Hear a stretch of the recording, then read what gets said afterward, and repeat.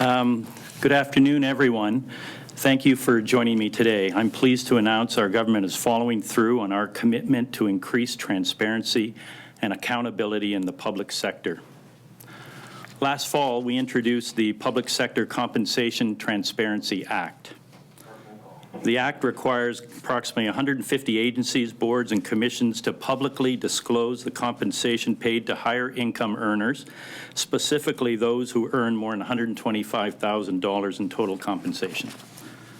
This Act also extends to public agency board appointees and their compensation. Starting today, this information will be posted online and accessible to all Albertans. This is a critical step our government is taking to ensure the public knows where their tax dollars are going. This information will be available on a central web page that will link to the ABC's disclosure information. Starting today, ABC's currently under the Alberta Public Agencies Governance Act will begin posting compensation online, and we expect the complete lists will be posted by June 30th. The disclosure includes all remuneration, including severance and employer pension contributions. Extensions were granted to Keano College and the Alberta Health Services in Fort McMurray until September 30th in recognition of the continuing recovery efforts due to the wildfire in that region. As well, 3 organizations, ATB Financial, the Alberta Investment Management Corporation, AIMCO, and the Alberta Teachers Retirement Fund, ATRF, are fully exempt from this process. This decision is consistent with best practices in other public sector financial agencies across Canada. It will provide a level playing field between these agencies and their private sector counterparts, while ensuring Albertans continue to be served by the top talent in the highly competitive financial industry sector. Making this information available to Albertans reinforces our government's commitment to transparency and accountability. As I announced last month, work is currently underway to develop a compensation framework for ABC top executives. As well, the next phase of the government's transparency plan will ensure employment and severance contracts are disclosed by this time next year for executives of agencies, boards, and commissions. The contract disclosure will be aligned with the work already underway to standardize compensation practices in public sector bodies. In the future, contract disclosure will apply to the same individuals as the new executive compensation framework, which is being developed. Until recently, Alberta has lagged behind other provinces when it comes to disclosure of public sector compensation. Our government is changing that. Albertans deserve to know how and where tax dollars are being spent. Salaries of public service workers are already disclosed, and this disclosure is now being expanded to those who work for Alberta's ABCs. The fulfillment of our commitment on this issue demonstrates that we are serious about openness and transparency, as well as keeping promises.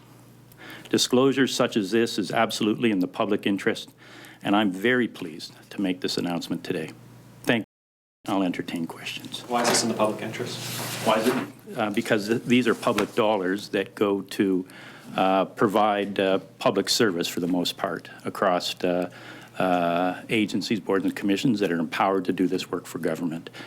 So sunshining or understanding what people are getting is a transparent and open process, and knowing where public dollars were going. I don't think Albertans don't like that either.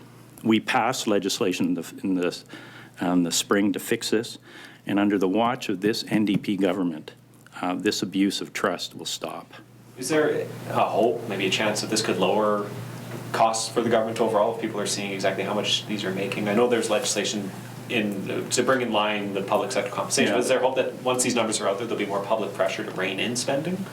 You know, what should be comforting to Albertans is that they'll be aware of what the compensation amounts are of these individuals. We are working on the Bill 19 work right now, which is the compensation frameworks. That work will help us put a public sector frame or lens on the work that's being done by the people in ABCs. And it's my hope that that will give us a better understanding and go forward basis of what those compensations should be. They'll be in line with public sector, and that ultimately may assist us in terms of monies. Were you surprised by any of those figures that are going to be published? I think what surprised me is that until now we haven't known what those figures have been. So they've just been up for the last hour. I've taken a little bit of a kind of a look through the websites myself, and as I said, under the watch of this government, we will know what those, and everyone will know what those amounts are. We believe that's in the best public interest, and we're going to do that. Do you know how many people are actually making more than $125,000 on those ABCs? You know, you'll be able to count those up yourself. There are.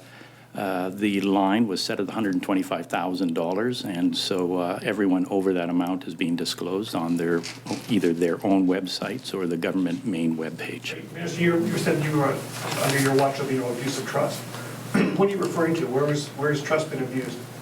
Well, I think the fact that Albertans haven't known what those amounts are, those are public dollars, and so it is in the best interest of everyone to know where public dollars get spent so they can make their own assessment of value for money. And we passed, as I said, legislation in the spring to look at that. Under the watch of this NDP government, we are going to sunshine. We're going to make sure that people understand where their monies are being spent. So Alberta, what is it, Alberta Innovates Health Solutions, did you look at those numbers? It's like $1 million for their top 5, I think. What do you think of those salary figures?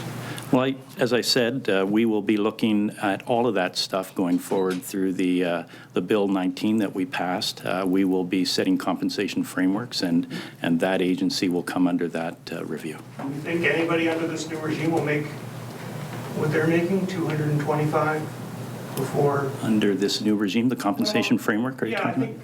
I think what I'm trying to get a sense of is that out of line? Is Alberta Innovates, as an example, you've got one, president and 4 VPs all making over $200,000, which seemed like the most egregious example of payments. So is that under your new salary grid? Are we still going to see those kind of numbers? You have to wait for the new salary framework to be rolled out later. But is that in the ballpark? The work is being done ongoing at this point in time, so it'd probably be inappropriate to comment on whether it's appropriate or not until the full information's been gathered and reviewed and set. We're going to go to the phone line now. Operator, can you put through the first caller?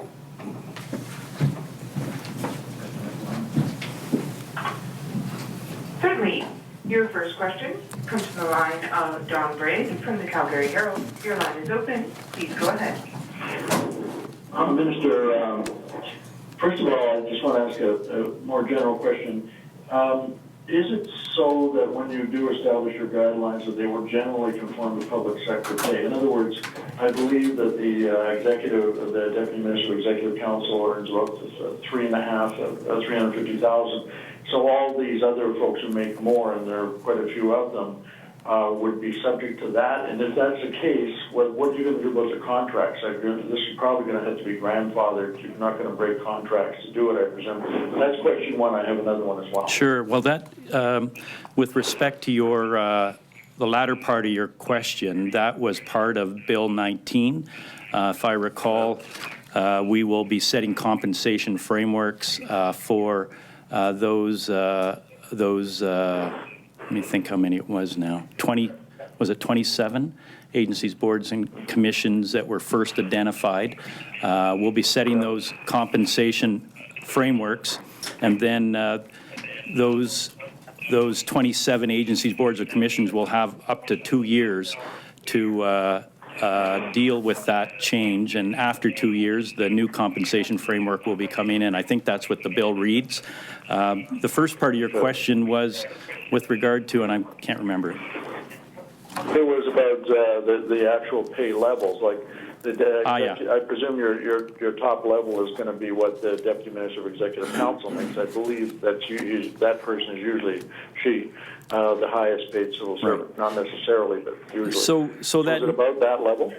I can't tell you in advance what level it's at because it's the new executive compensation framework is currently under development, Don, and we will be rolling that out later in the fall or in the fall. Okay, operator, can Yeah, we have okay. the next? No, I had another question. That wasn't my seemed like two question. I wanted to. I frankly have to tell you, I look at this list and I'm baffled because there's one case that's a broken link. There's nothing there at all behind it. Some of the others, each link takes you to a different area. Some disclose the salaries, some don't.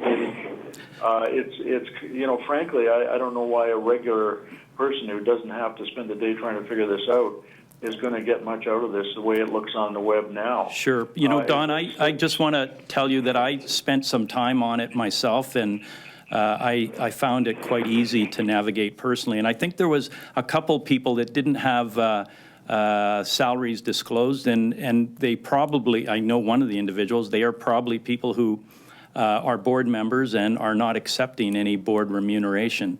So I didn't find the same difficulty. And there will be 150 agencies, boards, and commissions by the date of June 30th when they're all complied to report by. Thanks, operator. Could you put through the next caller? Certainly. Your next question comes from the line of Charles Rusnell from CBC News. Your line is open. Please go ahead. Mr. Minister, I'm interested. I don't see Covenant Health on here. Will it be included in this as well?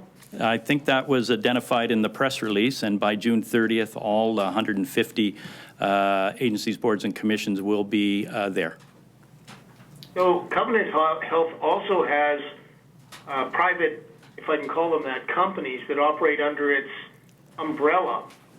And so I'm wondering if you'll be requiring Covenant Health to have their CEO and everybody else report all remuneration that it receives, not just from Covenant Health, but possibly from other entities under its umbrella. Thank you. We'll look into that and get a response back to you.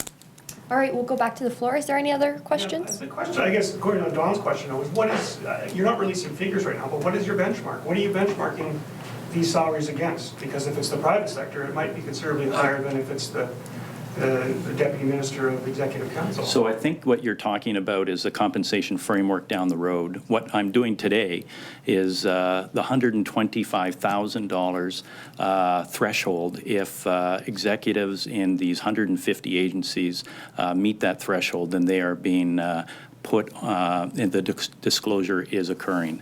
I think what you're looking for is something we're not providing today. This is part of your larger plan to get a rein on salaries, on what you're paying. So I think Albertans would like to know, what are you going to benchmark these new salaries against? Private sector, public sector? I see what you're saying. That information similarly is in the bill. We're looking at the Bill 19 that we tabled this spring.